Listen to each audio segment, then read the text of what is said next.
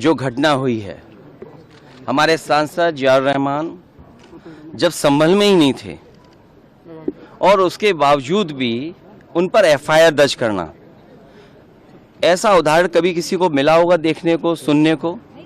एक police officer ये कह रहा हो कि नेता बनना छोड़ दो, नेताओं का सहारा लेना छोड़ दो, किसके लिए भाषा थी वो?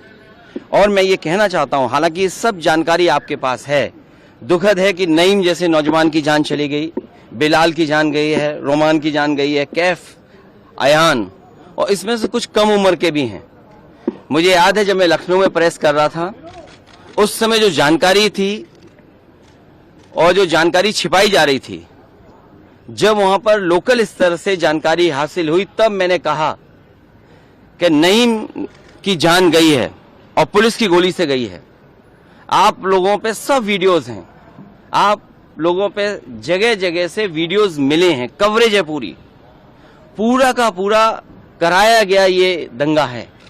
और किसने कराया? सरकार ने कराया, क्योंकि सरकार जो बेईमानी कर रही थी, सरकार जिसने वोट लूटा, सरकार ने जिसने मशीन पर ईवीएम की बटन बार बार पुलिस से दबाई, प्राइवेट ड्रेस में पुलिस लगाई, उस चुनाव में इनकी धांधली, इनकी चोरी न पकड़ी है, इसलिए जानबूझ करके संभल में घटना कराई है। और मैं पढ़ना चाहता हूं, संभल की शाही जामा मस्जिद के खिलाफ 19/11/2024 को सिविल जज चंदौसी संभल में एक याचिका डाली गई।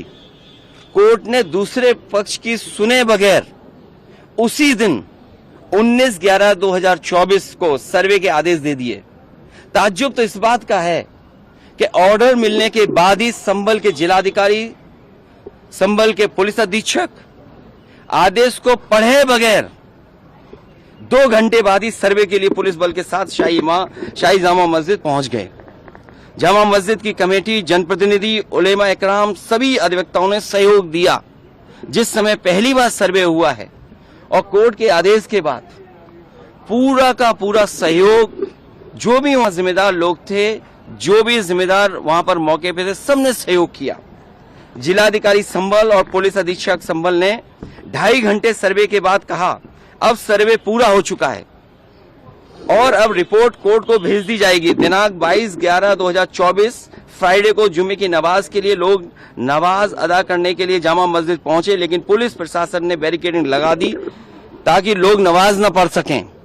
उसके बाद भी लोगों ने संयम बरता, नमाज अदा की और किसी प्रकार का विरोध प्रदर्शन नहीं हुआ, किसी तरह की विरोध नहीं हुआ। 29 तारीख को कोर्ट की अगली तारीख तय थी। शाही जामा मस्जिद की कमेटी और मुस्लिम समाज के सभी लोग कोर्ट के केस की पैरवी के लिए तैयारी कर रहे थे, परंतु दिनांक 23 तारीख को रात पुलिस प्रशासन द्वारा कहा गया कि 24 तारीख को यानी अगले दिन सुबह को दोबारा सर्वे किया जाएगा। आखिरकार पहले एक बार सर्वे हो गया। ये आदेश पुलिस प्रशासन को किसने दिया कि दोबारा सर्वे आपका होगा, जब पहले सर्वे में सब लोगों ने सहयोग मदद की, पूरा सर्वे हुआ, किसी को आपत्ति नहीं थी सर्वे पर, लेकिन जानबूझ करके आगे शाही जामा मस्जिद की कमेटी और अधिवक्ता ने कहा कि एक सर्वे तो मुकम्मल हो चुका है, अब दूसरे सर्वे की क्या आवश्यकता है। कोर्ट के आदेश का हमने पालन कर दिया, अगर दूसरा सर्वे करना है तो दोबारा आदेश करवाएं, कोर्ट के आदेश के बाद हम दोबारा सर्वे करा देंगे। लेकिन जिलाधिकारी संभल और पुलिस अधीक्षक संभल ने कोई सुनवाई नहीं की और तानाशाही दिखाते हुए और सुबह के वक्त से पहले शाही जामा मस्जिद आ गए। शाही जामा मस्जिद कमेटी और मुस्लिम समाज के लोगों ने फिर भी धैर्य रखा और दोबारा सर्वे के लिए अंदर ले गए। सर्वे के दौरान करीब 1.5 घंटा बाद जब जनता को सूचना मिली तो वो इकट्ठा होना शुरू हो गए। लोगों ने सर्वे का कारण जानना चाहा तो सर्कल ऑफिसर ने उनके साथ गाली गलौज की और लाठीचार्ज करवा दिया, बुरी तरह से जख्मी कर दिया। इसका विरोध करते हुए चंद लोगों ने पत्थर चलाए, जिसके बदले में पुलिस सिपाही से लेकर अधिकारी तक ने अपने सरकारी और प्राइवेट हथियारों से गोलियां चलाई, जिसकी वीडियो रिकॉर्डिंग है, जिसके एवज में दर्जन लोग गोलियों से घायल हो गए। 5 मासूमों जो कि अपने घर से सामान लेने के लिए निकले थे, उनकी मृत्यु हो गई।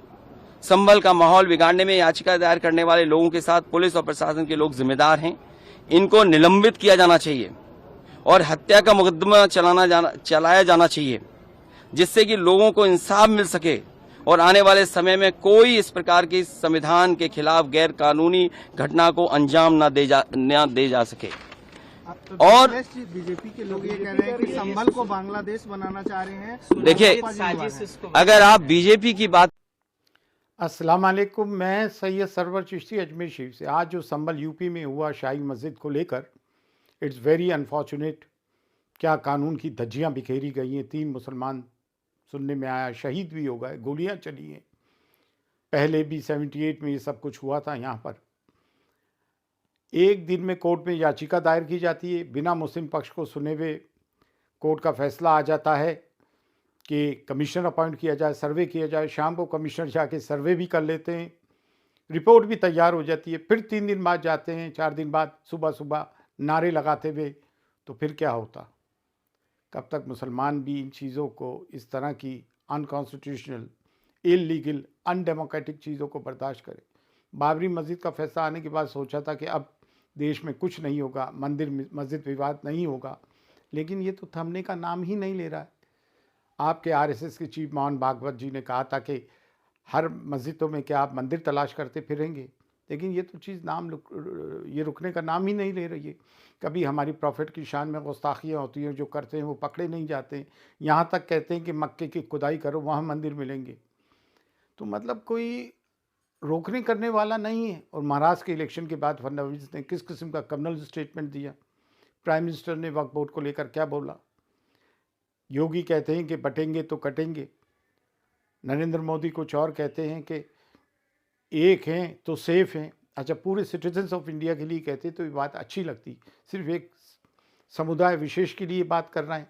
हम कोई बात कहते हैं तो भड़काऊ भाषण है, ये बात करते हैं तो कहते हैं कि हुंकार भरी।